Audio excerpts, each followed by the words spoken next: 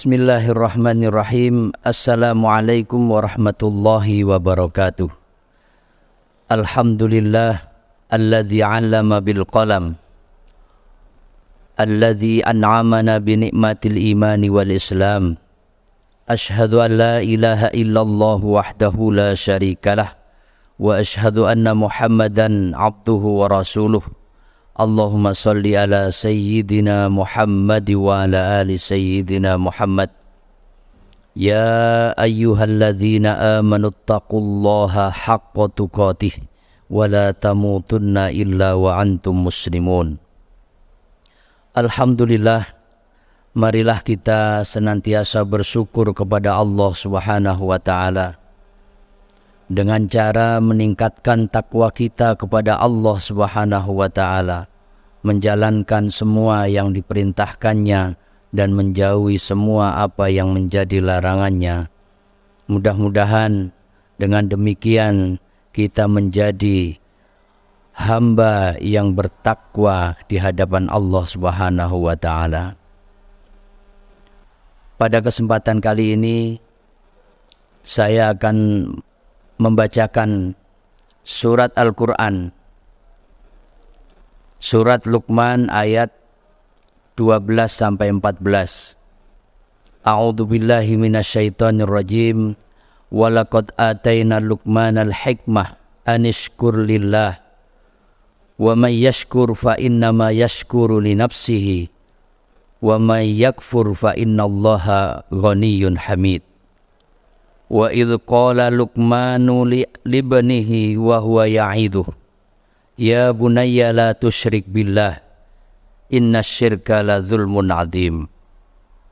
Wa wassaynal insana biwalidayhi hamalathu ummuhu wahnan ala wahnin wa fisaluhu fi 'amaini anishkurli wa liwalidayka ilayyal masir.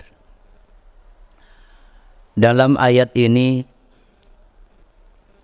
Allah Subhanahu wa ta'ala menggambarkan bahwa Luqman, seorang yang pencari kayu, tetapi dia sebagai pendidik yang berhasil kepada anak-anaknya. Al-Quran itu mempunyai konsep dalam pendidikan karakter.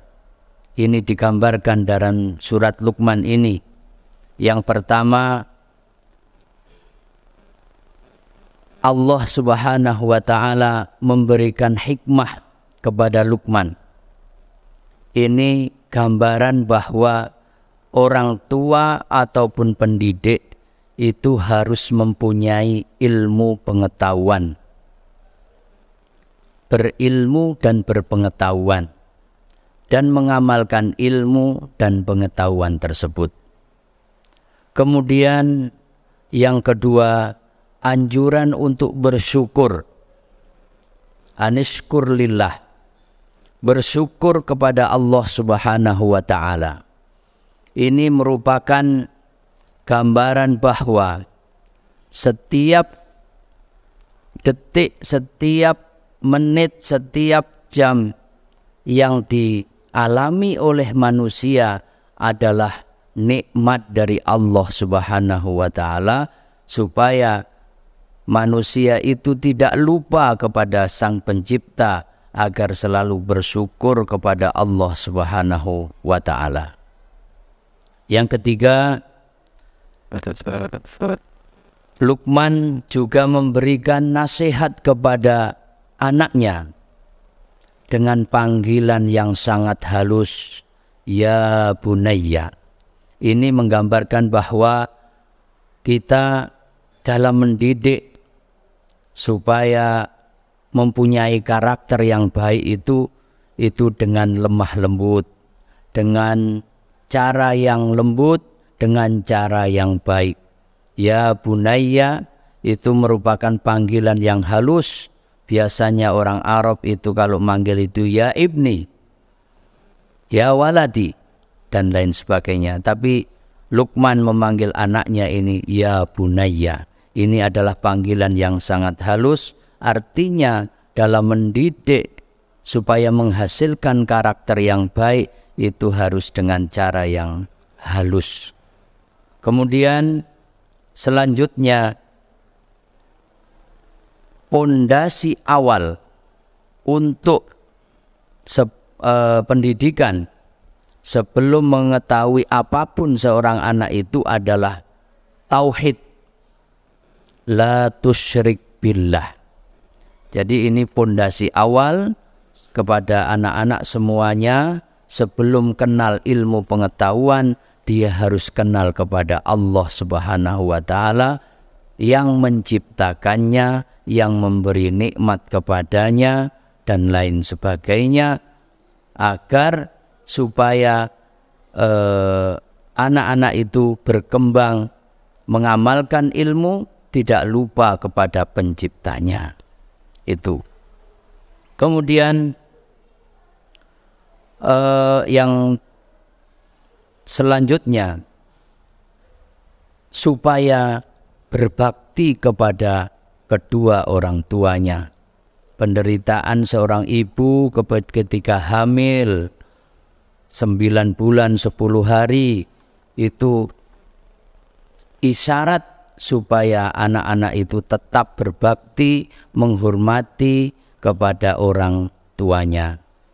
Yang terakhir, ilaihil masir, kembali kepada Allah Subhanahu wa Ta'ala. Jadi semua yang dikerjakan oleh manusia dalam keadaan apapun, manusia itu akan kembali kepada Allah Subhanahu wa Ta'ala. Bekalnya adalah amal solih.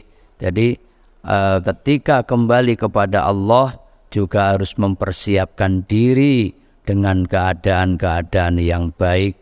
Inilah konsep di dalam Al-Quran, dalam pendidikan karakter yang islami yang akan diberikan kepada anak-anak sampai akhir hayat.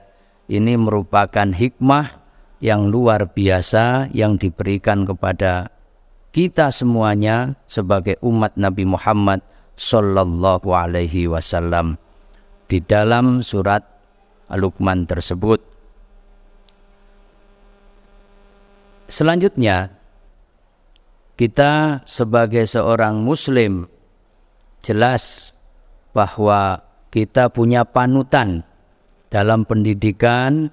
Apapun kita sudah panutan, kita punya uswah, yaitu Rasulullah sallallahu alaihi wasallam. Dari sikapnya, dari perilakunya, dari akhlaknya, dari cara hidupnya, kita harus meniru cara-cara Rasulullah sallallahu alaihi wasallam. Kenapa? Karena Rasulullah sallallahu alaihi wasallam diutus ke muka bumi ini untuk memperbaiki akhlak manusia. Jadi yang ada sekarang ini, kita hanya bisa mengikuti cara-caranya, cara-cara hidup Rasulullah, cara berpakaian, cara beribadah, dan lain sebagainya yang sudah diajarkan oleh Rasulullah Shallallahu Alaihi Wasallam, sehingga karakter yang ada pada anak-anak kita ini nanti, yang terutama itu harus kita kenalkan kepada Al-Quran. Yang kedua, kita harus kenalkan kepada Rasulullah Shallallahu Alaihi Wasallam. Ini saja yang dapat kami sampaikan. Aku qauli hadza wastaghfirullah li wa lakum wa lisairil muslimina min kulli dzam fastaghfiruhu innahu wal ghafurur rahim. Wassalamu alaikum warahmatullahi wabarakatuh.